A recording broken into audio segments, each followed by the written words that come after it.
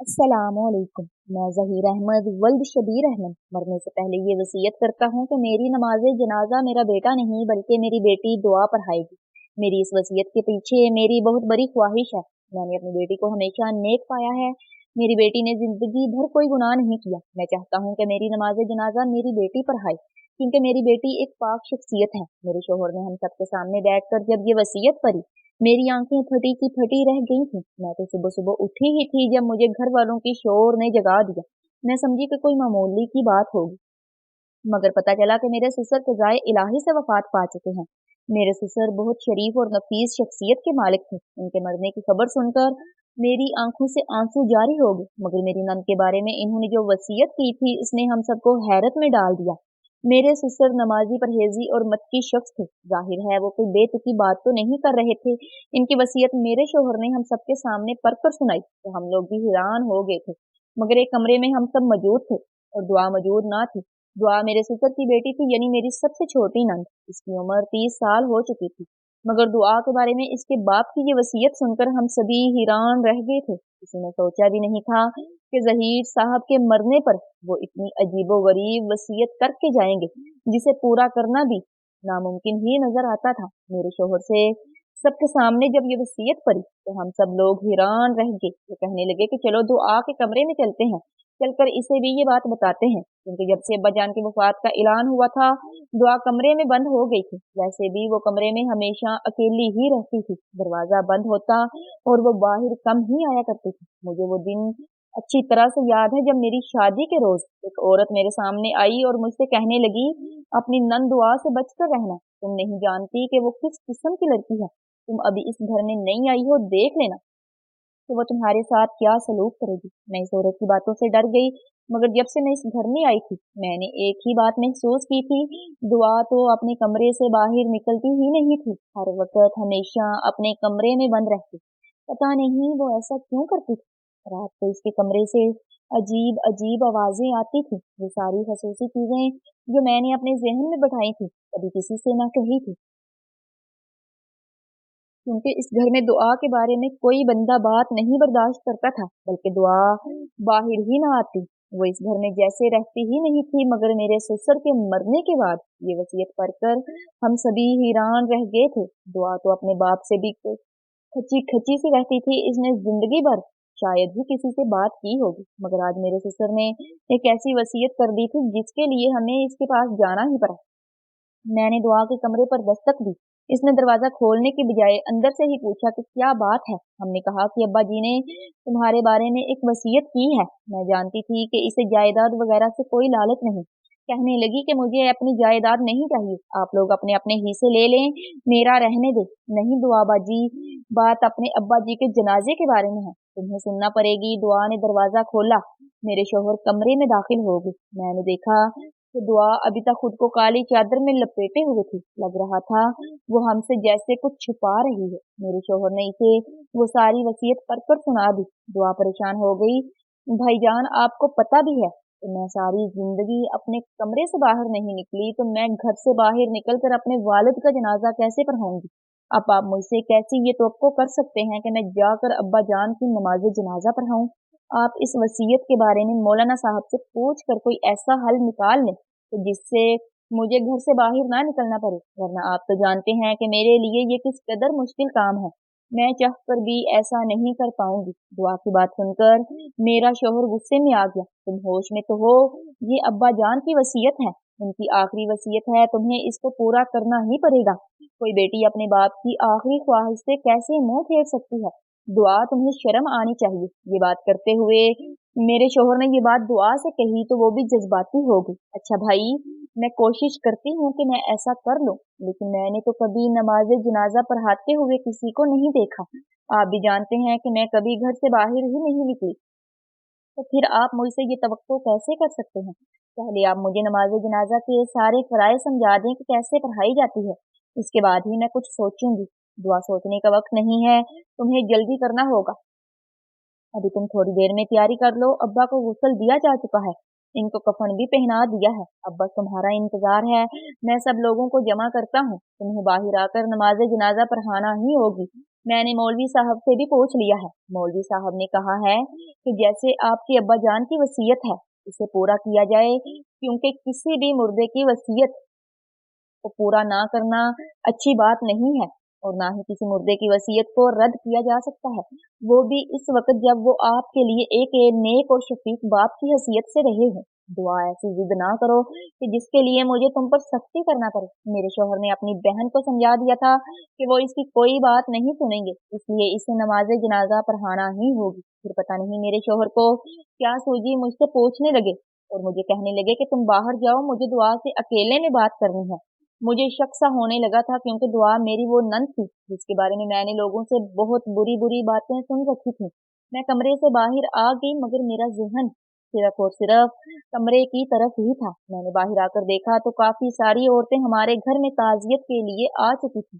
मैंने देखा तो दुआ की पुप्पो यानी मेरे शौहर की पुप्पो उस कमरे की तरफ देख रही थी जहां पर मेरा शौहर अपनी बहन के साथ बैठा इसे ये समझाने की कोशिश कर रहा था कि तुम्हें अब्बा जान की वसीयत पर अमल कर लेना चाहिए। अब्बा जान ने जो वसीयत की है इसकी उसे मान लेना चाहिए और अब्बा जान की नमाज जनाजा पढ़ानी चाहिए। मैंने जब दुआ की पुप्पो को ऐसे झांकता देखा तो पूछा, क्या बात है पुप्पो? कहने लगी कि मैं तो दुआ को ढूंढ रही हूँ। उसके बाप ने जो वसीयत की है क्या वो इसे पूरा करेगी? ये सुनकर मुझे हैरत हुई कि दुआ की पुप्पो को ये बात कैसे पता चली कि इसके अब्बा ने इसके लिए क्या वसीयत की है। मगर शुमाइला आंटी, आपको कैसे पता कि दुआ के अब्बू ने ये वसीयत की है? लो जी, मैं खानदान की हूँ, मुझे नहीं पता होगा तो किसको पता होगा? मुझे तो लगता है कि ज़हीर की अक्ल पर पर्दा पड़ गया है, जो अपनी इस बदकार और बेहया बेटी को इसने अपना जनाजा पढ़ाने के लिए कह दिया। लो भला, अपनी बेटी को भी जो भी इतनी बदकिरदार और बदकिरदार हो, कोई ऐसे कह सकता है? क्या कर रही हैं शुमाइला आंटी? दुआ कैसे बदकार हो गई? अब तो वो यतीम हो गई है। कम से कम इसके बारे में अब आप ऐसी बातें ना करें। इस बेचारी इसके दुख में इसके साथ शामिल हूँ। मेरी बात सुनकर शुमाइला आंटी मेरी मजीद करीब होकर बैठ गई और बोली, तुम्हारी जिस नंद के बारे में मैं तुम्हारे ससुर ने इतनी बड़ी वसीयत की है, क्या इसकी हकीकत तुम जानना नहीं चाहोगी? शुमाइला आंटी की बात सुनकर मेरे भी कान खड़े हो गए। अगर क्या ये मौका ऐसी बातों का नहीं था, मगर शुमाइला आंटी ने मुझे ख्वामखा तजस्सुस में डाल दिया था। मुझे यूं लग रहा था जैसे इनके पास कोई बहुत बड़ा राज है। मुझसे कहने लगी कि तुम यहाँ से उठकर छत पर चलो, तो मैं सिर्फ तुम्हें वो सब कुछ दिखा दूंगी, बल्कि तुम्हें पूरी की पूरी कहानी भी सुना दूंगी। तुम्हें अपनी नंद के करतूतों का पता भी चल जाएगा, तो तुम ये कहोगी कि नमाज जनाजा पढ़ाना तो दूर की बात, इससे तो कोई सलाम भी ना करे। पता नहीं ज़हीर ने क्या सोचकर अपनी बेटी के बारे में ये वसीयत की है। मुझे तो लगता है कि ये सब कुछ झूठ है।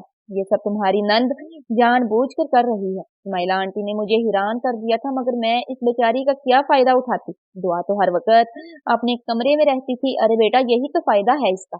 वो हर वक्त ही अपने कमरे में रहती है, पता नहीं क्या क्या बदकारियां करती है और लोगों को ये तासर देती है कि वो बहुत नेक है। इसके बाप ने इसी का नाम लिया है कि वो नमाज जनाजा पढ़ाए। इसके बाप ने वसीयत में ये भी तो लिखा है कि दुआ मेरी बहुत पाक साफ बेटी है, मैं इस नेक बेटी के हाथों नमाज जनाजा पढ़ाना चाहता हूँ।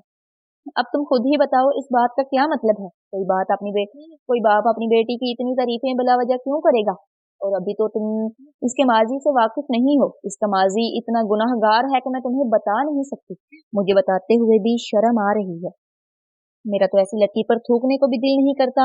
शुमाइला आंटी ने मुझे परेशान कर दिया, लेकिन मैं भी इनसे पूरी कहानी सुने बगैर नहीं रह सकती थी। क्यों शुमाइला आंटी, आपके ख्याल में दुआ कैसी है? क्या वाकई में बदकार है? गांव की बाकी औरतें तो इसके बारे में अजीब अजीब बातें करती हैं। क्या आपको भी ऐसा ही लगता है? हाँ, मुझे 100% लगता है। लगता क्या, मैं तुम्हें आंखों देखा हाल बताती हूँ। ये तकरीबन आज से 8 साल पहले की बात है। इन दिनों दुआ भी कॉलेज जाया करती थी। वो अपनी पढ़ाई जारी रखे हुए थी। हमने तो दुआ का रिश्ता भी मांग लिया था। मुझे दुआ शुरू से पसंद थी। कमबख्त है ही इतनी खूबसूरत कि कोई भी इसे देखता तो इसकी सूरत पर फिदा हो जाता। मेरा बेटा भी दुआ के पीछे पागल था। एक दिन मैंने इससे कहा कि मैं तुम्हारे घर मंगनी लेकर आऊंगी। वो मान गई, खुश हो गई। मैं भी खुश थी कि चलो बच्चे भी आपस में एक दूसरे को पसंद करते हैं और मेरा भी वहीद के साथ ताल्लुक मजबूत हो जाएगा। मैं तो इसी गर्ज से इनके घर रिश्ता लेकर आई थी। इन लोगों ने कबूल भी कर लिया। मैंने अपनी दुआ को मंगनी की अंगूठी पहना दी। बस मैं तो इसे अब अपनी अमानत समझने लगी थी। फिर एक रात इन लोगों के घर से चीखों पुकार की आवाजें आने लगी। चीखों पुकार की आवाज ऐसी थी कि सुनकर मैं भी इनके घर की तरफ भागी, मगर घर का दरवाजा बजाने के बावजूद भी नहीं खुला। घर का दरवाजा अंदर से बंद कर लिया गया था। मुझे बड़ा अजीब लग रहा था, दिल भी परेशान था कि ये क्या हो रहा है। घर के अंदर से चीखों पुकार की आवाजें सुनकर मेरे भी रोंगटे खड़े हो गए। मेरे साथ मेरा बेटा भी था। हमने जब दरवाजा बजाया तो किसी ने नहीं खोला।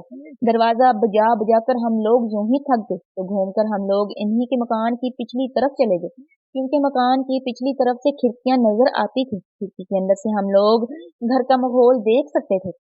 जाहिर है अंदर का माहौल देखकर ही पता चलना था कि अंदर क्या हो रहा है। हमें तो इसी बात की परेशानी थी कि कहीं कोई हादसा ना हो गया हो। हम कोई इनकी टो लेने तो नहीं आए थे, मगर तुम्हें क्या बताऊं, जब हम लोग घूमकर पिछली तरफ आए तो हमें जो मंजर खिड़की से देखने को मिला, उस मंजर ने हमारे तो जैसे होश उड़ा दिए थे। मैंने कभी इस दुआ के बारे में ऐसा सोचा भी नहीं था। मैं तो कभी अपने वहम गुमान में भी ये तसव्वुर नहीं कर सकती थी कि दुआ ऐसी लड़की निकलेगी। मैं तुम्हें क्या बताऊं इसके बाद क्या हुआ। मेरा बेटा तो वो मंजर देखते ही जैसे बेहोश होने को था। मेरी बेटी की आंखों के सामने इसकी मंगेतर किसी और की बाहों में झूल रही थी। मेरा बेटा तो गुस्सा होकर वहां से चला गया। मैंने इन लोगों का घर का दरवाजा खुलने का इंतजार किया। इन लोगों ने जब दरवाजा खोला तो सारे रो पीट रहे थे। जहीर कहने लगा कि बाजी, हमारे घर डाकू पड़ गए थे, इन्होंने सारा माल भी लूट लिया है, मेरी बेटी और बहू के साथ बदतमीजी भी की। जहीर मुझसे नजरें चुरा रहा था। ऐसा लग रहा था जैसे इसे अपनी बेटी पर यकीन नहीं था। मैंने इसे पूछा भी कि वो डाकू कौन थे, कहाँ से आए, तुम पुलिस में क्यों नहीं जा रहे। कहने लगा कि बाजी, मुझे नहीं पता, वो तो बस अपने चेहरों पर नकाब चढ़ा कर आए थे, हमें लूट कर चले गए हैं। मैं क्या कह सकता हूँ। जहीर की अदम दिलचस्पी से मालूम हो रहा था जैसे इसे किसी बात में ही दिलचस्पी नहीं है। उसे अपनी बेटी पर अंधा यकीन था। जाहिर है वो तो बाप था, अपनी बेटी के करतूतों पर पर्दा डाल रहा था, मगर हम तो ऐसा नहीं कर सकते थे। मैंने अपने बेटे का रिश्ता इससे किया था। मैं किसी ऐसी औरत को अपने घर नहीं ला सकती थी जिसका खून ही गंदा हो, जो ऐसी हरकतें करती फिर रही हो। हमारे दादा दादी अम्मा अब्बा तो ऐसे नहीं थे। पता नहीं दुआ किस पर चली गई थी, शायद अपनी माँ पर चली गई हो। वो भी इसी तरह मोहब्बत की शादी करके जहीर के घर आई थी, और देखो इसका नतीजा किस किस को भुगतना पड़ा। मैं तो इसीलिए कहती हूँ, जब भी ब्याह करो किसी खानदानी लड़की से कहो। अब तुम जज्बाती होकर दुआ की शादी अपने भाई से करने पर तुली हुई हो। ये बात भी मुझे पता चली है, मगर एक बात जान लो, इस वाक़े के बाद जो इस दुआ के साथ हुआ वो पूरे मोहल्ले ने देखा। इसी वजह से तो दुआ का आज तक कोई रिश्ता नहीं मांगता।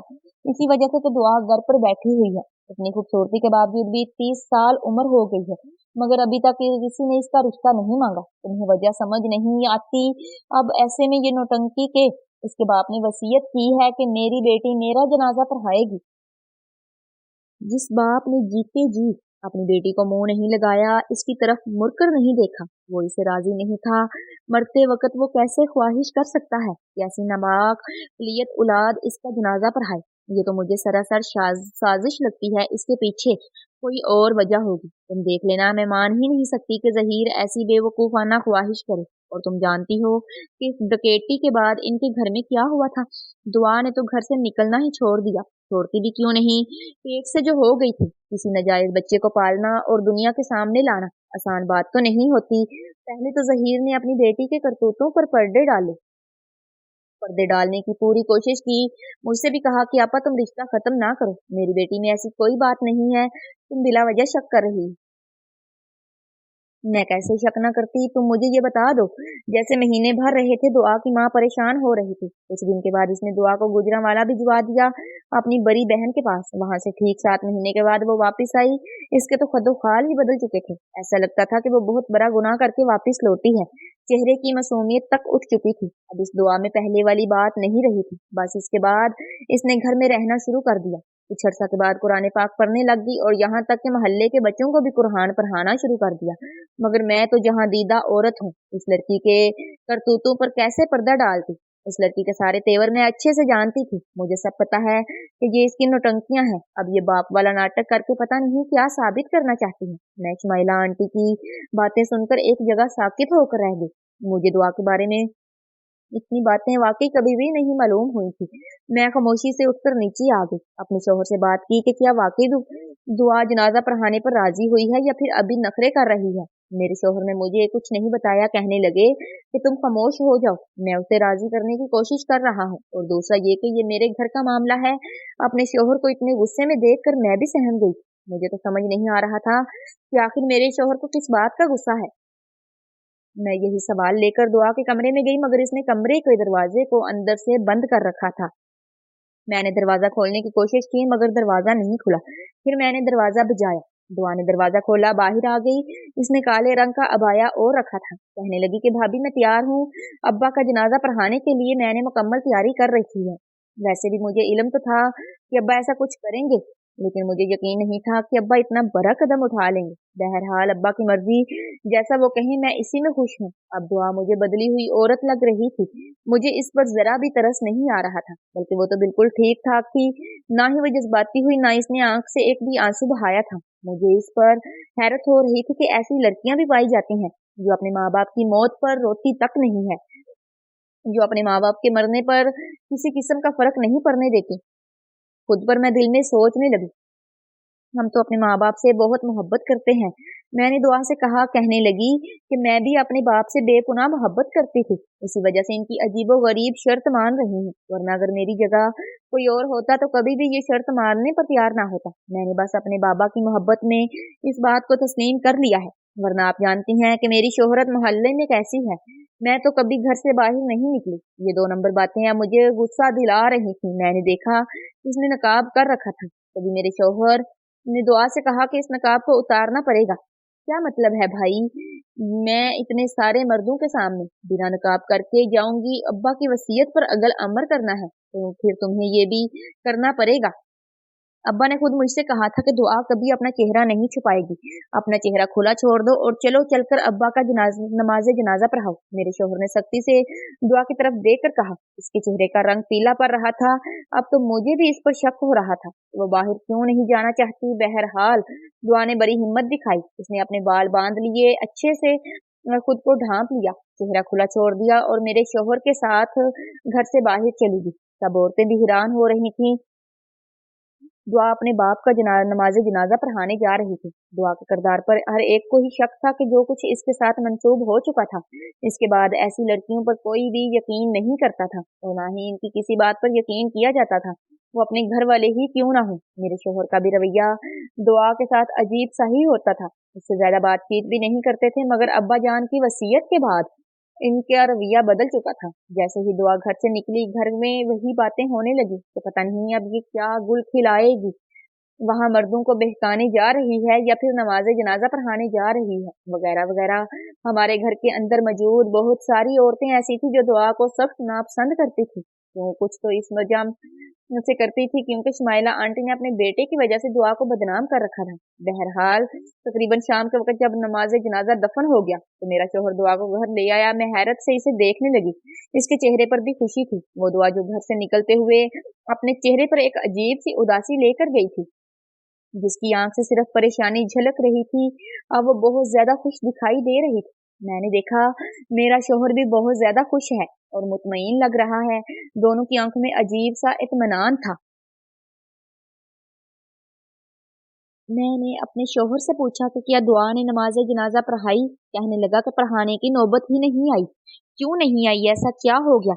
बस मैंने तुम्हें कहा था ना कि अब्बा की ये वसीयत बिला वजह नहीं थी, इसके पीछे एक बहुत बड़ी हिकमत थी जो हमें आज समझ में आई है।